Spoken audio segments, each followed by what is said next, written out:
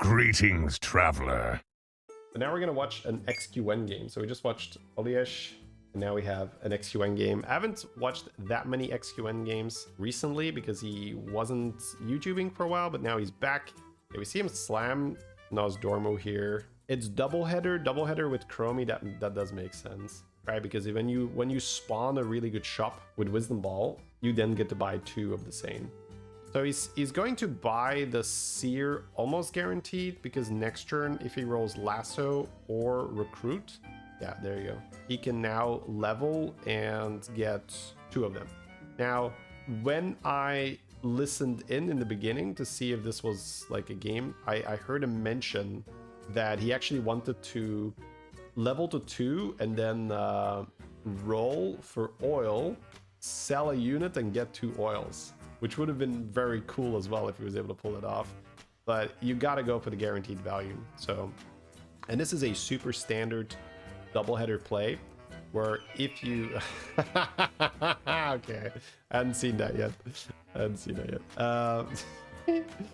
So a super standard doubleheader play is if you're able to get the 2-1 to reduce the spells, being able to get 2 lassos or 2 recruits is amazing, because it solves the problem of I'm playing doubleheader, I want to get value for my anomaly every single turn, but I also want to level to 2, and now you get to do both. You get to get value from the anomaly, so he got plus 2 gold, right? 2 extra units, and he also was able to get the level in, right? Sorry, I was like getting a little distracted here thinking about, is he actually going to buy the oil or not? Because when he froze the oil, I thought, oh, he's going to go for like double oil here. Okay, but he does want an oil. Okay, it's like how much oil is too much oil, chat. But he wanted to use the buffs on the geared guard, and that makes sense. Having a big geared guard, that is nice. Flip side is if you do the YouTube memberships tutorial video, they make you play worse. Yeah, maybe, but I don't think that's necessarily the case. I think watching high level gameplay is obviously very good, right? That helps you be in the proper mindset. But I think just watching gameplay and having to talk and reason through it is good warm-up too. Like if I'm doing coaching, I also have to think about, okay, what would I do here? Is that correct? Do I want this or that? So I think just talking about Battlegrounds, thinking about Battlegrounds, it's a nice way to warm up. Because I think there's, you know, like that's an experiment I've run many times.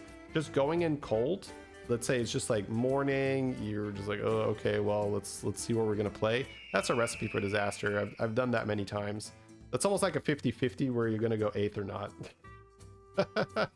I feel like I've got a really bad bottom 4 ratio. So XQN got the double oil.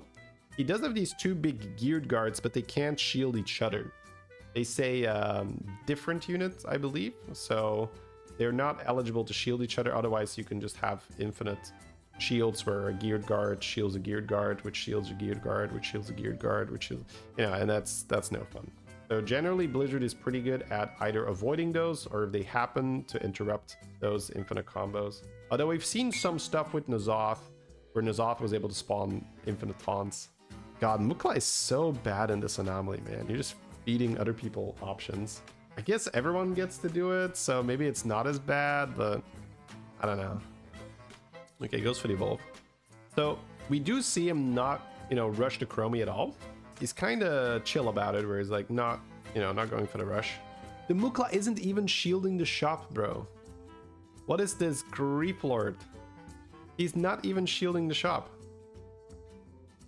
Like, look, he's putting the shields on the Annoyatron on the board.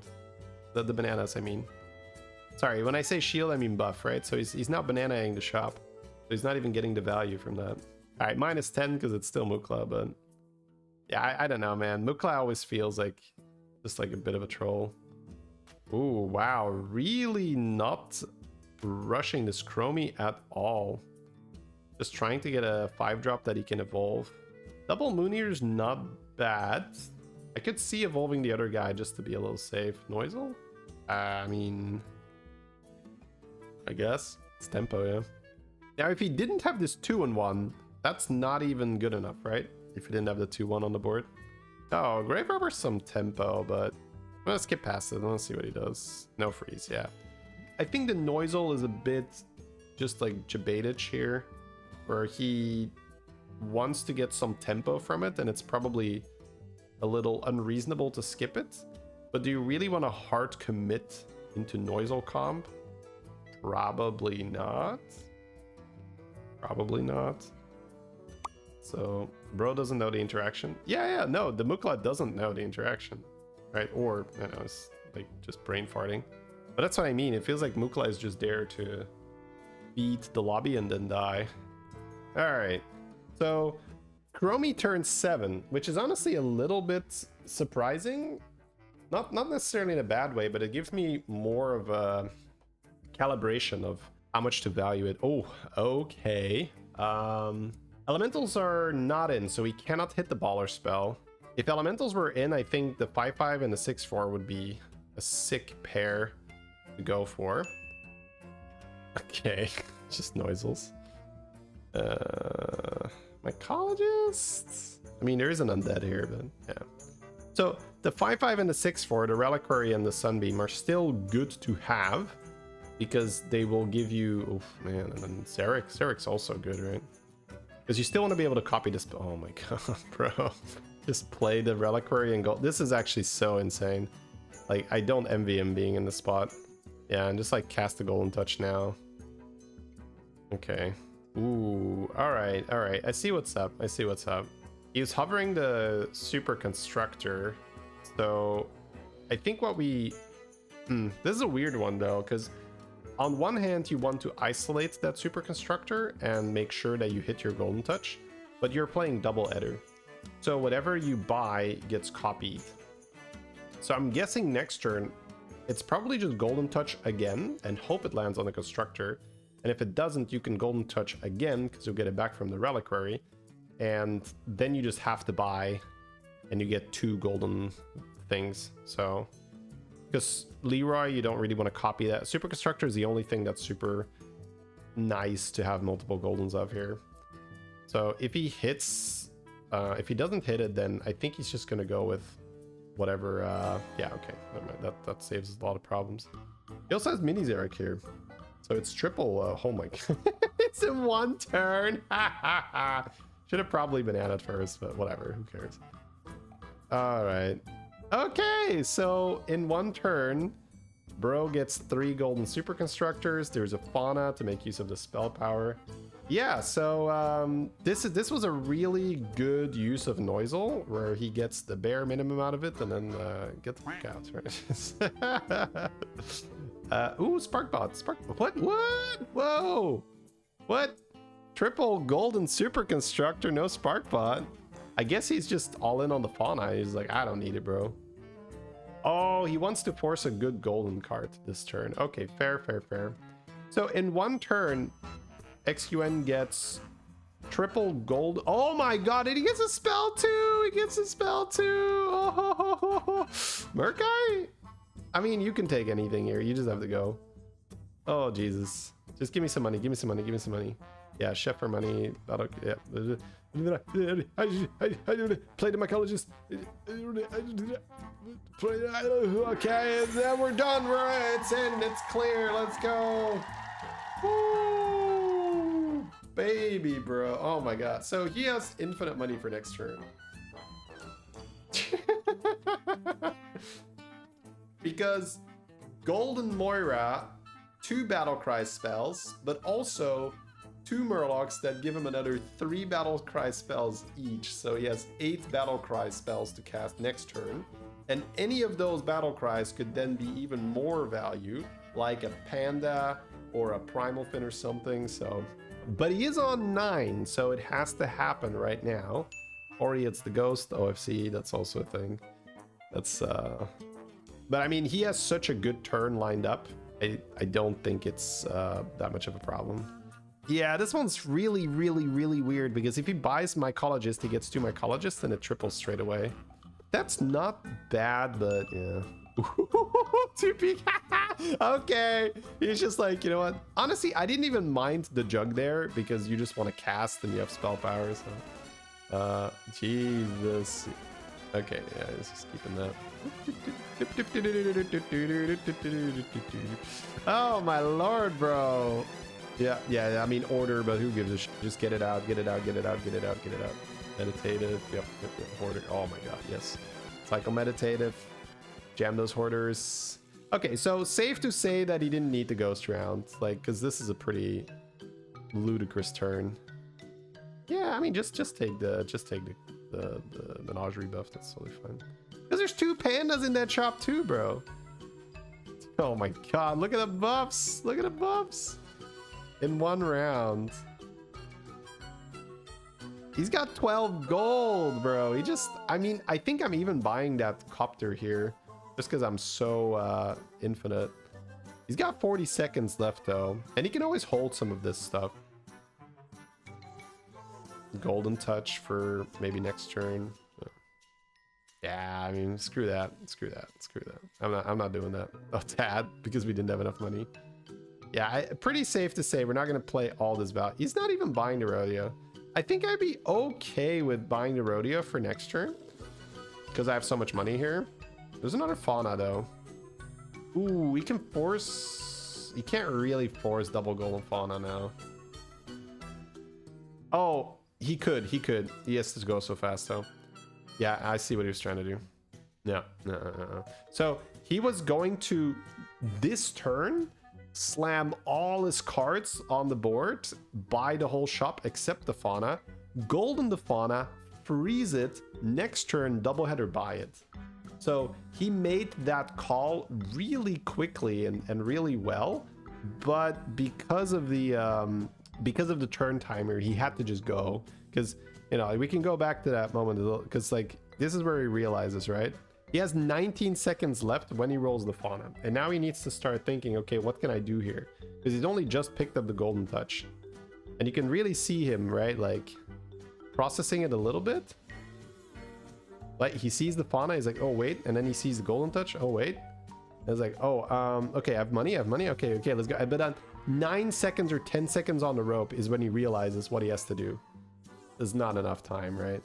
Also, his hand is kind of full, so he can't even just like whoosh, swipe the shop, right? He needs to buy, sell, or buy, sell. So yeah, 9 seconds left. You're not going to be able to do that. I mean, incredibly well done still though. But it would have been so cool. And this also gives me some insights for when I'm playing my own game. If I'm in doubleheader, that's the thing you can do. If you have enough money, you can actually buy the whole shop, golden touch what you want to copy, freeze it, next turn get 2 golden copies. But yeah, very, very cool. Because that would have been silly, right? Because then he would have had a crazy amount of spell power with the triple Super Constructor, and he would have had 3 faunas, of which 2 of them golden.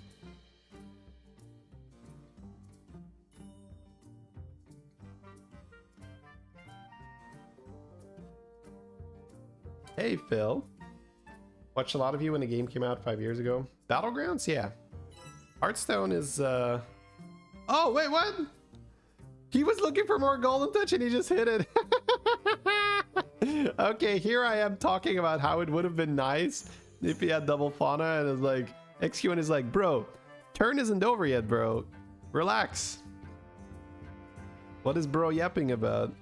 Turn isn't over yet. That is fantastic. All right, well, there you go. Oh, right, he doesn't even have Wind Furies on this yet. That is silly. I don't mind this on mech. He wants Nagas. I mean, that's totally fine. Oh. Yeah, I mean, he could also do the Murkai comp, but like, he's pretty deep in the fauna. We're pretty happy with that. We sold our Murloc. So he skipped Reef Explorer just now because he had to play fast, right? But that's something I need to that's something I need to do as well.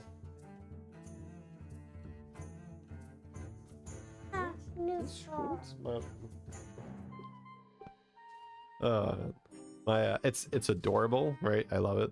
My wife is like, "You're not entering his office." She's like, "I'm gonna walk anyway." It's super cute, and I really appreciate it. But she's got to listen to mom, right? So I do have to say something. Man, it's turn 10, huh? I was looking at the opponent's board, going like, what is this guy do? Oh wait, it's turn 10. Now, to be fair, in a doubleheader board, that is a pretty pathetic turn 10 board, but still, right? It's a gross mismatch just because XQN has had such an awful, like, just what's the word? Criminal just transgressions against the lobby here. This is yeah, there's some super silly stuff that's been going on. It's when he got that super constructor and he then also powered through for Moira. That was just silly. Yeah, module seems like fair value here. This is such a tragedy where he has, well, tragedy, like obviously he's not in any kind of problems, but he has this mycologist with Golden Moira, but he doesn't really want to sell anything. I guess he could sell regular fauna, but probably not, right? With this much spell power. Okay, well, he's like, eh. Yeah, I mean, you could sell one super constructor too. Yep. I love it. I love how he's just like, I mean, sure, I may have 27 spell power, and you know, like the fauna might be like a 600 health unit, but I'm just gonna sell it because fuck it. I'm not even sure if that's correct, right? He needs money, right? Oh, he still has this battle cry here. That's huge. Okay, I guess we're good on money. Yeah, I like the spell discount too. So he's gonna skip that mycologist because he's already got a mycologist. Wants to make sure he rolls something worth buying. Okay, picked up the armor anyway. I'm kind of fine just buying that overconfidence, but at the same time, that makes this turn a bit worse. Yeah, he wants it all, right? But he wants a spell. Oh, he's gonna go for the buff on the super constructors, like the Wind Fury. So, in hindsight, right?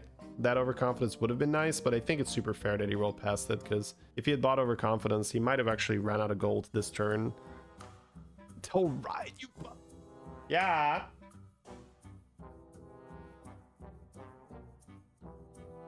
Alright, it's just very cute. So it's almost December, which is a very exciting month for kids, and we have a tradition in Belgium. It's not Santa Claus, it's Saint Nicholas. We also have Santa Claus. Saint Nicholas, he comes overnight, basically like Santa Claus, right? He leaves a lot of presents and candy and stuff. And my wife is very good at that, and she just like snuck a little chocolate into my oldest daughter's I don't know what it was, like probably put it in her shoe or something. And she's like, oh my god, Saint Nicholas was already here, he like left something. It's like so super cute. Yeah, I mean, that's so much scaling. Oh. Oh right, what I was gonna say is he buffed up the magnetic in the shop. Saint Nicholas and Santa Claus the same person? No, not here. It's two very different events. Calm down, I'm a doctor. Zaro, thank you so much for the 5. Very much appreciated. You mean Saint Nicholas snuck it? Yeah, exactly. It's so cool to see that he just sold the 600 fauna, by the way. I would have had even though I'm pretty good at selling out of stuff to get more brand value, in this case Moira value, that was pretty ruthless, right? Selling your largest unit, which also is scaling. Yeah, the magnetic got buffed in the shop, and then he got 2 of them, so it was super silly. Very like, I guess he could freeze a magnetic now, right? He doesn't have to do it here, but if it works out, like it's not like a must, but if it works out, he could end of course he could end on a magnetic and get some more doubleheader value. They have the same thing in Romania. Yeah, St. Nicholas is pretty like, I don't think it's a United States thing, right? I think in the US they don't celebrate that, but it's a lot of European countries that have St. Nicholas. So much scaling. Yeah, he's at the point where he can just buy the Azura. It's just gonna end on another Taunt Divine Shield because it's gonna be pretty. Oh, I guess he ends on that mech because he needs something to buff with Fauna. And he could also Fauna the Fauna, right? It's actually not the worst thing in the world. He could have the Faunas next to each other if he wouldn't end on a mech. But it's looking like he just wants to buff the mechs, right? Which is fair. US we have Santa Claus? Yeah. Yeah, Santa Claus is pretty universal. At least in the Western world. So we froze the Accordotron here, which is essentially what we talked about, right? The magnetic happened to be in the shop and he's like, oh sure, I'll freeze it. I think that's about the right amount of commitment towards it. I might just buy the spell here because we're sort of I mean, you could sell Moira at that point though, right? You could make the argument that you could sell Moira because if you're not, well, I guess he has this module to cycle. Never mind. Yeah, he has this module. Dude, the module got so big so fast. I even forgot. I forgot. Yeah. Oh, you found Rukari. All right. Okay. Oh, he's gonna sell out a Moira instead of just repositioning. Really? Oh, he's thinking about going Myrmidon here. Okay. All right. Yeah. Dude, how big is that Myrmidon in one turn? That is actually silly. Yeah. Okay, let's see how big that Myrmidon gets. How big is that Mermaid? It's basically as big as the Faunas in one turn, right? Jesus, man. Yeah. I really have to respect Myrmidon more. I already respect Myrmidon quite a bit when I play Nagas, but everything in my, my brain would tell me it's too late, right? I'm about to go into the final battle and it's literally a 3-3, right? It has to be too late. It's like, no, still pretty decent. That's still 1400 health you're getting out of playing Myrmidon here. So plus 700. So an extra 700 health for putting that on your board, which is, that's better than the Moira, right? So playing a 3-3 Myrmidon there really, heavily outperforms Moira, which makes sense when you think about it because Moira isn't a type, it's not benefiting from the Faunas, but still, it has 700 base stats, so to really evaluate it and say, you know what, just playing a 3-3 Myrmidon is better. That's really cool.